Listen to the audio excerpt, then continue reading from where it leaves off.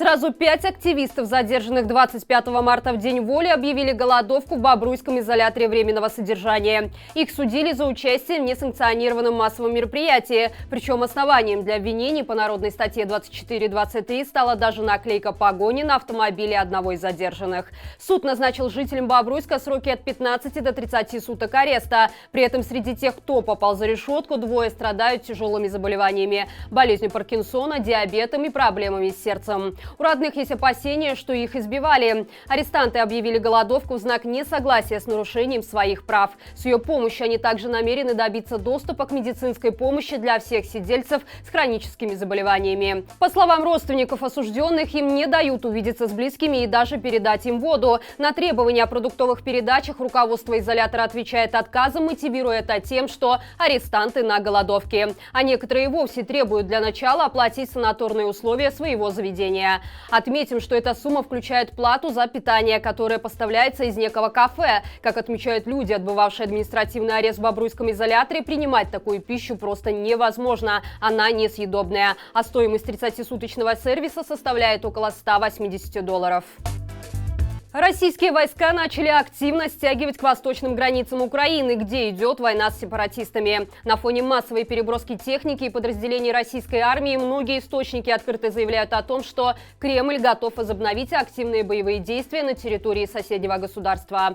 Помимо этого, вероятно, у Путина есть свои планы и на другие территории. Так, у берегов Арктики, территория которой поделена между Россией, США, Канадой, Норвегией и Данией, на днях было зафиксировано всплытие сразу 3 российских подлодок. В связи с чем европейское командование армии США повысило уровень угрозы до самого высокого, потенциально неминуемого кризиса и привело свои войска в полную боевую готовность. Стоит отметить, что на фоне российской военной активности происходит движение в рядах белорусской армии. Колонны бронетехники были замечены в районе Пинска, Иваново и Мотоля, самых ближайших к украинской границе населенных пунктов. Можно предположить, что таким образом, путем вовлечения в кровопролитную войну против украинского народа, Кремль заставляет Лукашенко отрабатывать свои сочинские долги. И, кажется, легендарную белорусскую присказку «лишь бы не было войны» скоро придется забыть.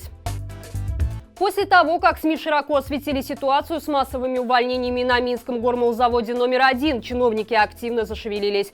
Кризисную ситуацию на предприятии спровоцировали требования руководства, чтобы сотрудники подписали сомнительный договор коллективной материальной ответственности, по которому все недостачи им придется покрывать из собственного кармана. С такими условиями не согласилось около 100 сотрудников, из них 63 уволились, а 94 отказались подписывать бумагу. Однако уже вчера стало известно, что всех уволившихся зовут обратно. Для этого предприятия даже посетил руководитель Миноблсполкома, который провел разбор полетов и снял директора завода с поста. Отметим, что огласка проблемы сыграла на руку и работникам столичного метростроя, которых на февраль оставили без зарплаты. Бухгалтерия заявила, что на счетах предприятия денег нет, но после активного освещения сложившейся ситуации в СМИ они внезапно нашлись. Причем информация о задержках зарплат метростроевцам подтвердилась из самого неожиданного источника — прокуратуры. По итогам прокурорской проверки сотрудникам предприятия выплатили все долги, однако общая ситуация от этого не изменилась. Очевидно, что денег надолго не хватит.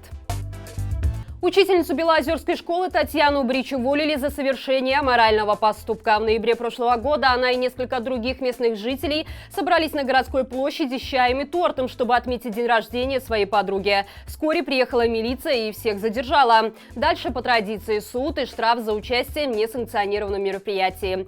Из-за чего на педагога начали оказывать давление, вызывали на профилактические беседы, просили написать заявление по собственному желанию, а в случае отказа угрожали увольнением по статье.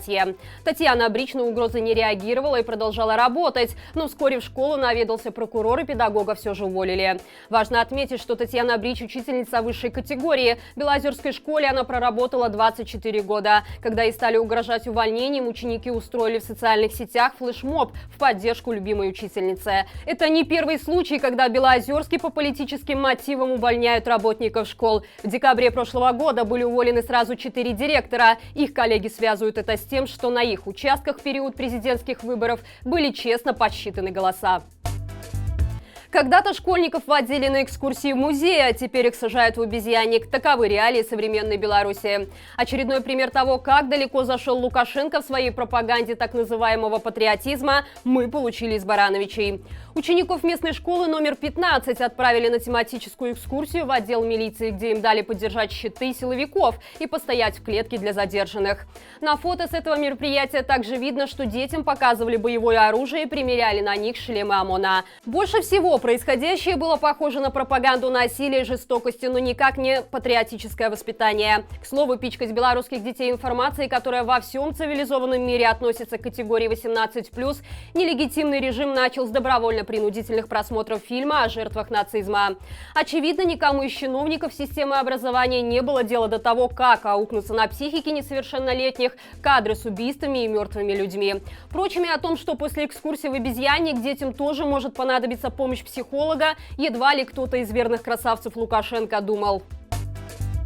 Арт-пространство Месса временно приостановило свою работу. Связано это с найденными МЧС и санэпидемстанцией нарушениями. Дело в том, что всего 3 дня назад в лофте началась выставка «Машина дышит, а я нет», посвященная белорусским медикам и вызовам, с которыми им пришлось столкнуться в течение последнего года. В программе также были запланированы выступления врачей и лекции философов и социологов. Авторы проекта считают, что невозможно молчать о героизме, который проявили медики в борьбе с пандемией. Однако власти так не считают, поэтому нашли способ закрыть выставку. Представители проекта говорят, что вряд ли это все совпадение, а мероприятие и выставку планируют перевести в онлайн-формат.